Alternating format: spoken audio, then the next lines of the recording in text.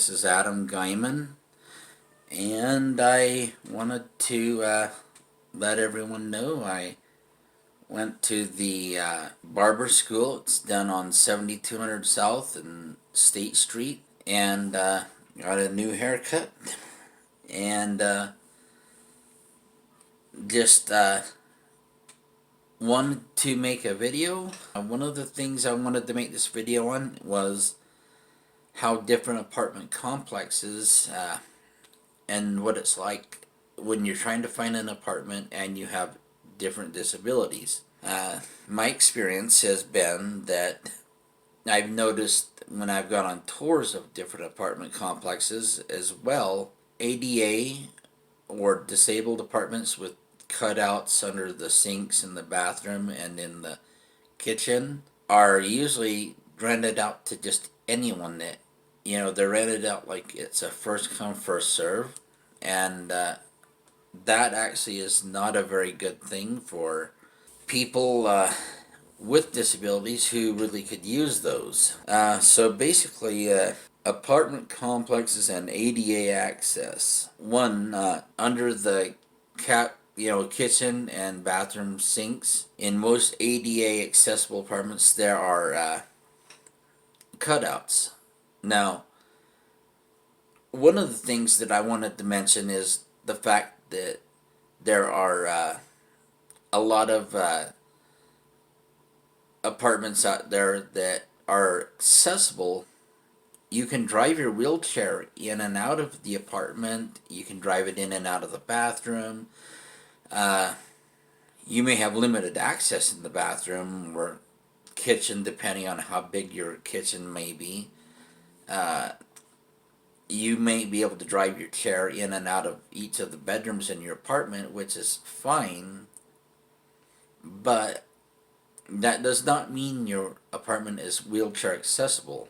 But the idea I had was that it would be nice to put or have different architects when someone decides they want to build an apartment complex. It would be nice if architects would actually design these apartments where the doors under the sink and in the kitchen and under the sink in the bathroom could be removed from the cabinets under those sinks, and the kick plate or that little raised space from the floor, that little space that's raised up, if that piece could be pulled out with a tool where maintenance could come in and pull that out, that would actually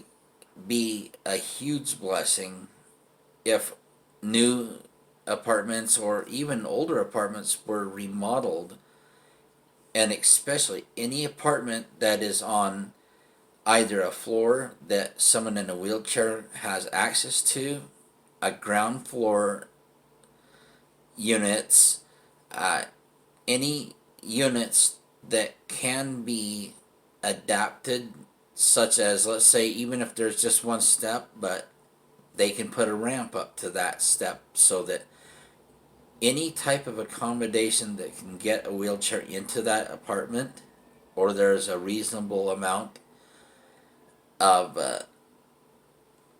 access that can be done, then it would be really nice if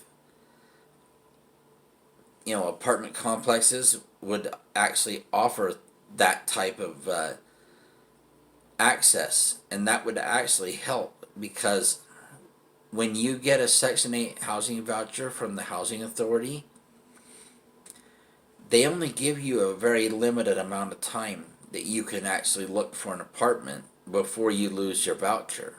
And I personally, when I moved into where I'm at now, I found the apartment. I knew it was close to a track station, which was something I needed.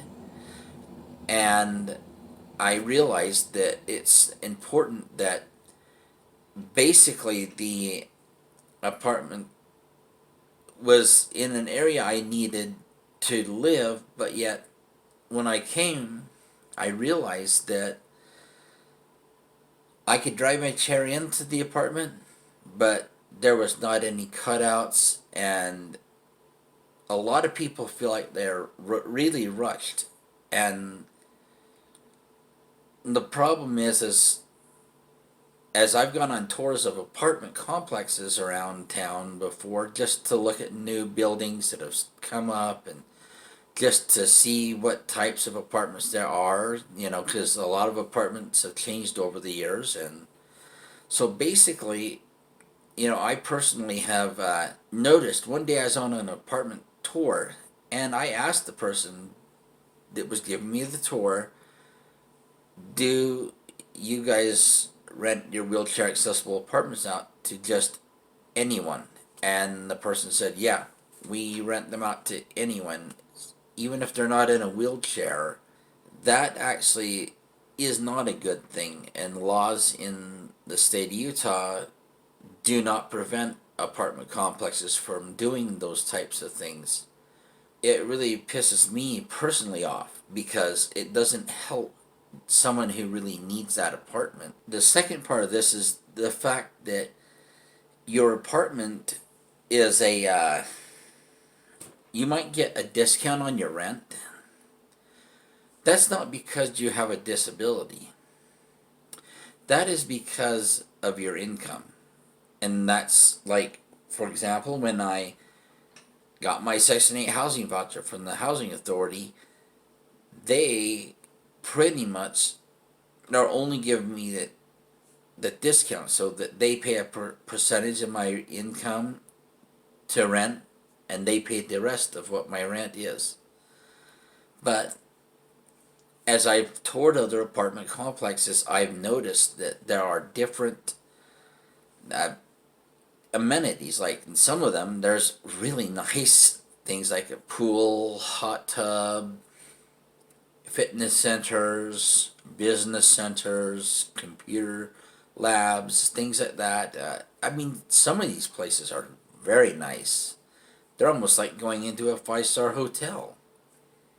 But the unfortunate thing that I've noticed is these apartment complexes have these amenities, and you pay your rent.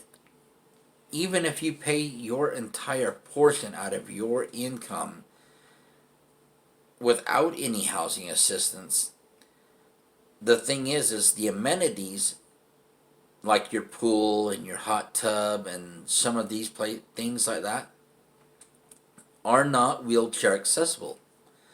There are not any lifts or any kind of accommodative tools to help someone get in and out of the pool. So unfortunately, there are amenities that are not accessible. And I know that in 2010, I remembered that Obama had put into effect that any public pool or a pool that, a lot of your hotels actually have updated their swimming pools and hot tubs so that they are accessible. They have tools to help you out. The fact of the matter is I've noticed that these apartment complexes that you pretty much, unless you want to be homeless or you have the ability of owning your own home, which unfortunately a lot of people in this country don't always have that option, have to move into an apartment complex. Unfortunately, a lot of these apartment complexes say that they have affordable housing. Is actually very expensive. $1,500 for a studio or $1,500 for a one-bedroom apartment that's in a nice apartment complex with a pool and hot tub and all that. That's not a low income, what they call, reduced rent. That's expensive. If you earn only $700 a month on SSDI and SSI and government benefits, you can only find an apartment that doesn't cost any more than what your entire income is. And that's because you have housing helping you out with a good portion of your rent, only leaving you to pay about a third of your income in rent. And so that's not you know, very fair for a lot of people, which puts a lot of apartment complexes out of reach. That is a good kick to accessibility as well. And so I just wanted to let people know, and I want people to understand what it is like.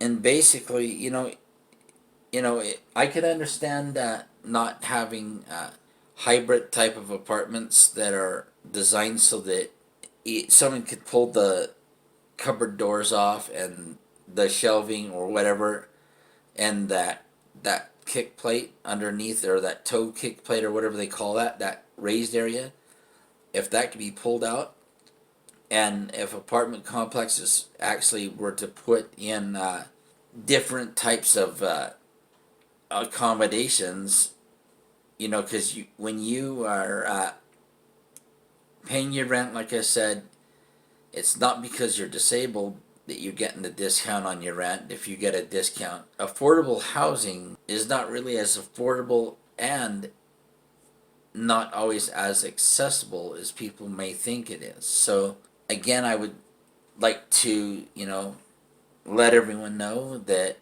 I'm grateful to be able to produce some content, and I want to be able to educate people. I want people to be able to understand and see from my point of view, and hopefully, you can look through the eyes of a person with a disability. Try to put yourself in that person's shoes. Always put yourself in that person's shoes if you can do that, because once you do, it's just a different light that you're gonna see, and you'll have a different understanding and perspective of what we as people with disabilities go through. And each of us go through different things in our own different ways, but yet there are things that still affect each and every one of us as a whole. And so again, I hope you have a great night. I'm recording this. If it's not up the same day, uh, let me look here. The date today is, oh, come on.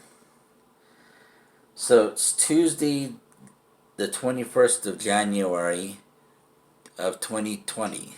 So, uh, if you see this on Wednesday or other days after that, it may have taken me some time to do a little editing and post it up on YouTube. So remember, convenience doesn't equal accessibility. Accessibility equals convenience. We want accessibility, and if we have accessibility, that is convenient. So let's put accessibility first, and have a wonderful day. Please like, share, subscribe, and comment.